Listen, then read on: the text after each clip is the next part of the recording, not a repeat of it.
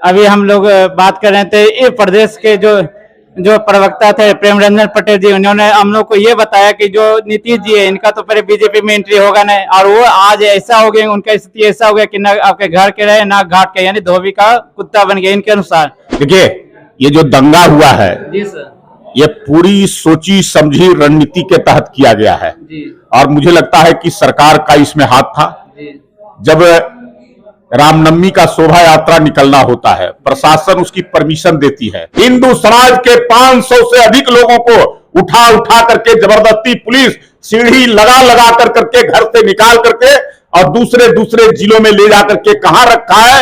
वहां के महिलाएं, उनके परिवार के लोग चिंतित हैं। ये था, इस दंगे के दोषी आप किसको देते हैं? सरकार को मैं दूंगा, इसके लिए सरकार दोषी है। कानूनी जंग न्यूज में आपका स्वागत है। आज हम लोग आए हुए हैं बीजेपी कार्यालय पटना में। हम लोग आज चर्चा करेंगे जो हाल फिलहाल में जो दो जगह पर बिहार सरकार के जो प्रक्रिया उठ रही है कि उन्होंने बिहार शरीफ दंगा पर और सासाराम दंगा पर अभी तक कोई प्रतिक्रिया वैसी नहीं दी है, और यहाँ तक कहा जा रहा है कि जो नीतीश कुमार जी है जिनका गृह क्षेत्र आपका नालंदा जिला है और उन्हीं का गृह समझिए कि उन्हीं का घर है बिहार शरीफ, जहाँ के अभी तक उन्होंने एक बार भी भ्रमण नहीं किया। और यहाँ देखा जा रहा है कि फुलवारी शरीफ में इफ्तार पार्टी में बाकायदा शरीक होकर मुसलमानों को बधाइयां दे रहे हैं। तो उसके बारे में हम लोग जानेंगे कि जो बीजेपी के प्रदेश प्रवक्ता है प्रेमरंजन पटेल जी, उनका क्या विचार है, उनका क्या राय है कि वो पब्लिक को क्या बताना चाह रहे हैं कि ये क्या है। हाँ सर, नमस्कार सर। नमस्कार।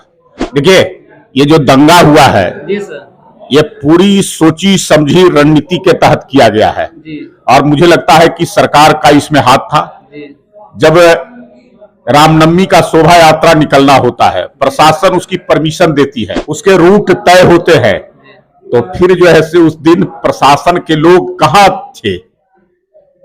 पुलिस के जवानों को लगाना चाहिए था। संवेदनशील इलाके जहां हैं वहां पहले से तैनात चाहिए था। इस दंगे के दोषी आप किसको देते हैं? सरकार को मैं दूंगा, इसके लिए सरकार दोषी है। अगर सरकार की व्यवस्थाएं होती तो मुझे लगता है कि इस प्रकार का नहीं होता।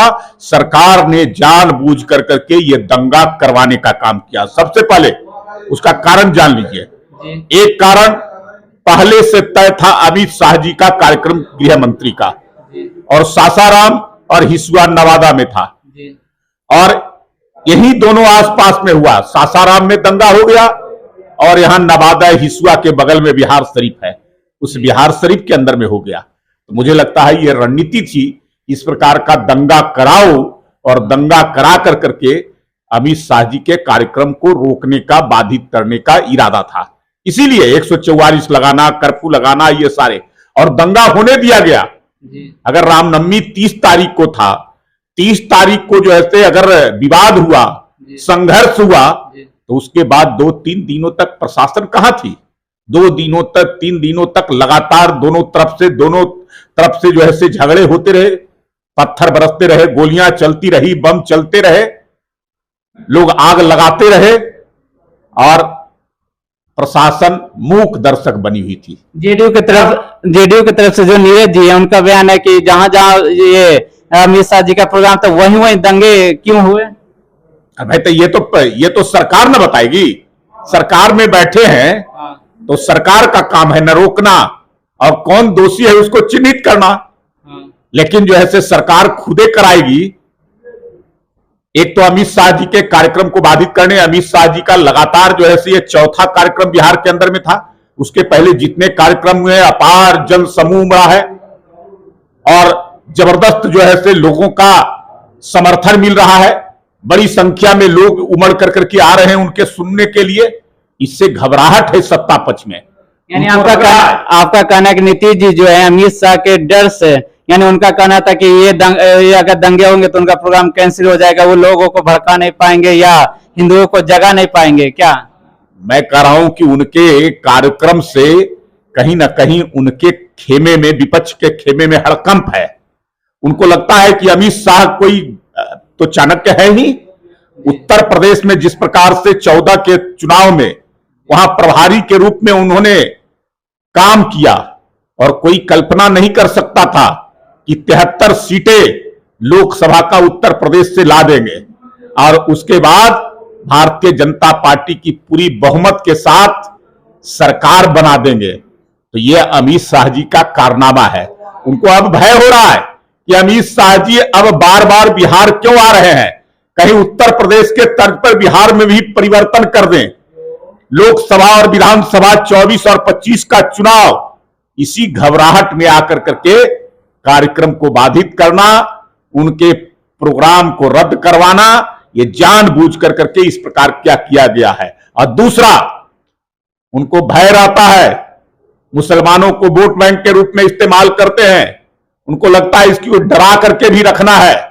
अगर डर इसके मन में नहीं रहेगा तो हो सकता है इधर उधर भटक जाए, भाग जाए। डर रहेगा, भाजपा का डर, मोदी का डर, अमित शाह का डर, तभी जो है से महागठबंधन के साथ और हमारे साथ ये मुसलमान रहेंगे। उनको वोट बैंक के रूप में इस्तेमाल करने के लिए ये सोची समझी रणनीति के तहत दंगा करवाया गया। इसको एक कहा जा रहा है कि जो सम्राट चौधरी को यहाँ का प्रदेश अध्यक्ष जो नियुक्त किया गया है, इसको किस रूप में देखते हैं? क्या ये 2025 में मुख्यमंत्री का चेहरा होंगे बीजेपी की तरफ से? देखिए, सम्राट चौधरी हमारे पार्टी के नेता थे, संगठन के अंदर में भी काम किए थे, विधान परिषद के सदस्य और विधान परिषद में विपक्ष के नेता के रूप में काम कर रहे थे। और पार्टी ने पूरे विश्वास के साथ उनको पार्टी की कमान को सौंपी है। पार्टी के संगठन को चुस्त दुरुस्त करना, मजबूत करना और नीचे तक ले जाना, उनके बनने से जो उत्साह बिहार के अंदर में कार्यकर्ता से लेकर करके आम लोगों में है, यह परिलक्षित करता है कि आने वाला जो 24 का लोकसभा का चुनाव होगा और 25 का विधानसभा का चुनाव, वो भारतीय जनता पार्टी के पक्ष में जाएगा। 40 की 40 लोकसभा सीटें बिहार से भारतीय जनता पार्टी को मिलने जा रही है। मोदी को प्रधानमंत्री बनाने के लिए मोदी के ऊपर बिहार की जनता का पूरा विश्वास है। लोगों को लगता है कि मोदी के माध्यम से ही हमारा बिहार आगे प्रगति कर सकता है, विकास कर सकता है और बिहार के परचम को पूरे देश और दुनिया में लहरा सकता है। और 25 का जो विधानसभा का चुनाव होगा, अब कोई रोक नहीं सकता है। सबको देख लिया बिहार की जनता। अब भारतीय जनता पार्टी के नेतृत्व की सरकार को देखना चाहती है। इस बार पूरी बिहार की जनता ने मन बना लिया है, भारतीय जनता पार्टी के नेतृत्व की सरकार बिहार में बनेगी। ये जो बिहार में कहा जाता है कि यादवों के पास के बाद जो सबसे ज्यादा वोट बैंक है कोयरी समाज का है, जो 7 से 9% जो है, उसका क्या प्रभाव है सम्राट चौधरी को प्रदेश अध्यक्ष बनाने? अरे पूरा, मैं तो कह रहा हूं कि केवल एक समाज की बात नहीं कीजिए। जितना यादवों का वोट उतना ही लव कुश का वोट, और उसी पर नीतीश कुमार शासन कर रहे थे। लेकिन अब इन लोगों का विश्वास उठ गया नीतीश कुमार के ऊपर से, यादवों का भी। मैं कह रहा हूं कि लव कुश का विश्वास नीतीश, अरे यादव तो नीतीश कुमार के साथ था ही नहीं, वो तो साथ गए हैं, मजबूरी में है। लेकिन उनको चुनाव में पता चल जाएगा। 15 के चुनाव में भी नीतीश कुमार साथ थे, लेकिन यादवों का साथ रह करके भी महागठबंधन में जदयू पार्टी को नहीं मिला था। और इस बार भी आगे चुनाव में जदयू को साथ रह करके भी राजद के लोगों का साथ नहीं मिलेगा। और जहां तक लव कुश की बात है, वो अब पूरी तरह से भरोसा उनका उठ गया है नीतीश कुमार से, इसलिए कि उनकी लड़ाई महाजंगल राज के खिलाफ, लालू राबड़ी सरकार शासन के खिलाफ रहा है और उसी के खिलाफ नीतीश कुमार को मुख्यमंत्री बनाया है। आज उस समाज को ले जा करके उसके गोद में डालने का काम किए हैं। कभी तेजस्वी यादव को कहते हैं कि नेतृत्व करेगा 25 में, लेकिन लव कुश समाज कभी तेजस्वी यादव का नेतृत्व को स्वीकार नहीं कर सकता है। इसलिए नीतीश कुमार पर से भरोसा उठ गया। अब नीतीश कुमार ढाक के 3 पात कहीं के नहीं रहे। अब जो कुछ बचा खुचा भी उनका वोट बैंक था, वो सब समाप्त हो गया। लव कुश अत्यंत पिछड़ा, वो सब सम्राट चौधरी के अध्यक्ष बनने के साथ ही अब भारतीय जनता पार्टी की ओर मुखारहट का। मैं तो कह रहा हूं ना, यानी जिस वोट बैंक पर आप राजनीति कर रहे थे, जिस वोट बैंक को लेकर करके आप चल रहे थे, उसके भरोसे को आपने तोड़ दिया। वो वोट कभी तेजस्वी का नेतृत्व स्वीकार नहीं करेगा। जब लालू राबड़ी के नेतृत्व को नहीं स्वीकार किया तो तेजस्वी को कैसे स्वीकार करेगा? और आप तेजस्वी के पल्ले उसको ले जाना चाह रहे हैं। इसलिए वो वोट नीतीश कुमार से हट कर करके अब सीधे जो है से भारतीय जनता पार्टी के साथ जुड़ गया। ये एक पप्पू यादव का बयान आ रहा है कि जो आरएसएस है, विश्व हिंदू परिषद है, आपका ये जितने भी संगठन हिंदू संगठन उसके ऊपर बैन लगा दिया जाए, इसका क्या है? पप्पू यादव पर तो पहले बैन लगा ना, उनका चरित्र लोगों को पता है ना कि क्या है, अपराधी, रंगदारी करना, हत्या, यही सब, अपहरण, अरे यही ऊपर सब ना आरोप लगा हुआ है। आज के आरोप को कौन नहीं जानता है? क्या बिहार की जनता से को परिचित नहीं है पप्पू यादव के बारे में? बिहार की जनता को सब मालूम है।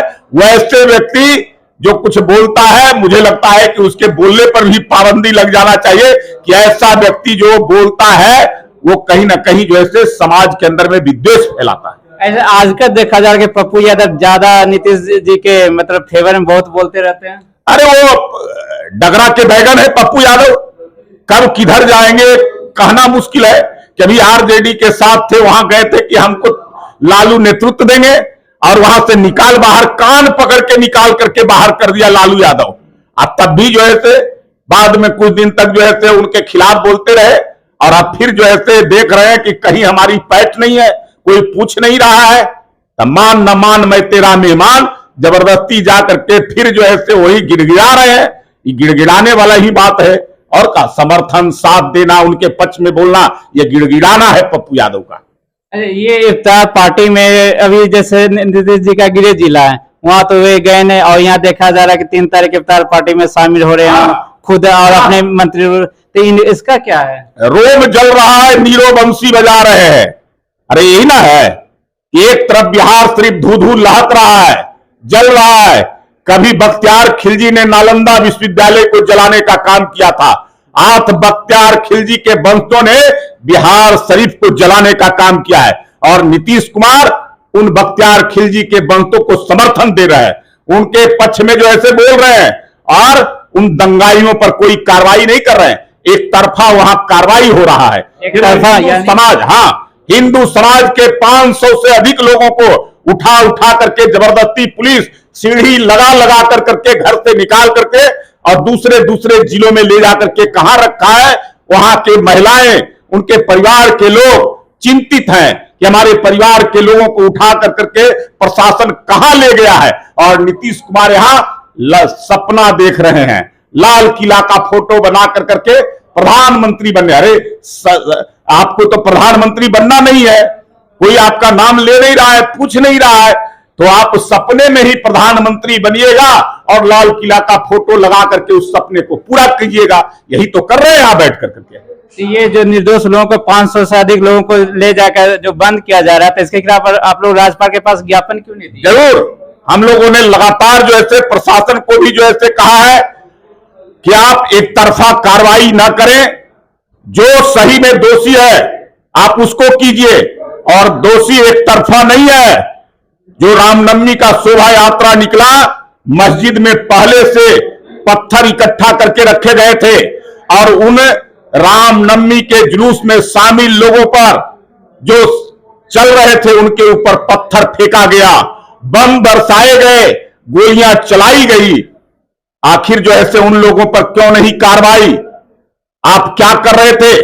और अब भी जो है जो आप कार्रवाई कर रहे हैं, एक तरफा केवल हिंदू समाज के लोगों को, हिंदू वर्ग के लोगों को पकड़ पकड़ करके और बंद कर रहे हैं। ये नहीं चलेगा। एक बयान आ रहा है कि आपके जो पार्टी के प्रदेश सदस्य हैं, उन्होंने कहा कि ललन सिंह को हम जानते ही नहीं, इतने बड़े नेता हैं स्टेट के, उनको कह रहे हैं कि जानते ही नहीं। अरे भाई ठीक उन्होंने कहा है, कोई गलत थोड़ी कहा है सम्राट जी। उनकी क्या पहचान है? कुछ है?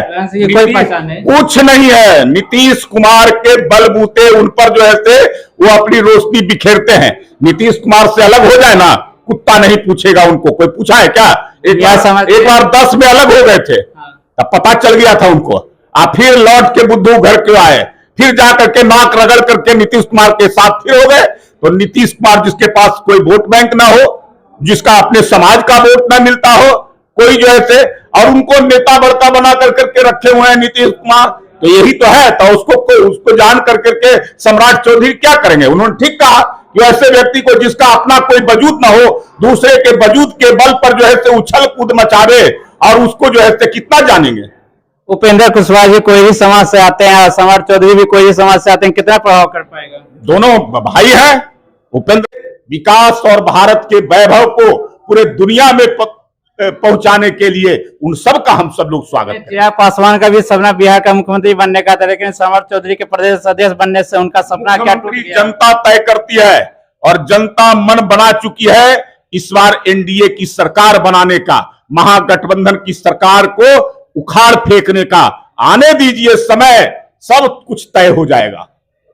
अभी हम लोग बात कर रहे थे, ये प्रदेश के जो प्रवक्ता थे प्रेम रंजन पटेल जी, उन्होंने हम लोग को ये बताया कि जो नीतीश जी है इनका तो पहले बीजेपी में एंट्री होगा नहीं, और वो आज ऐसा हो गया, उनका स्थिति ऐसा हो गया कि ना आपके घर के रहे ना घाट के, यानी धोबी का कुत्ता बन गया इनके अनुसार। लेकिन अब अभी हम लोग देखते हैं कि जो आपका वास्तविक स्थिति है कि इस दंगे में जो भी लोग प्रभावित हुए हैं वे आपका अमीर वर्ग के लोग नहीं हुए हैं, जो कि आपका प्रभावित हुए हैं जो मीडियम यानी जो नीचे स्तर के लोग हैं, जो गरीब लोग हैं, जो मध्यम वर्ग के लोग हैं, जो रोजी रोटी कमाने वाले लोग हैं, वे प्रभावित हुए हैं। इन दोनों यानी बीजेपी और जेडीयू के राजनीति के बीच में, यानी इन दोनों के सियासत के बीच में जो भी आपका प्रभावित होता है गरीब लोग है, आपका गरीब कुनबा प्रभावित होता है। अभी हम लोग जो इनका बयान सुने और जो भी 2024 या 2025 में जो क्या रिजल्ट आएगा ये तो आपका भविष्य बताएगा। आप लोग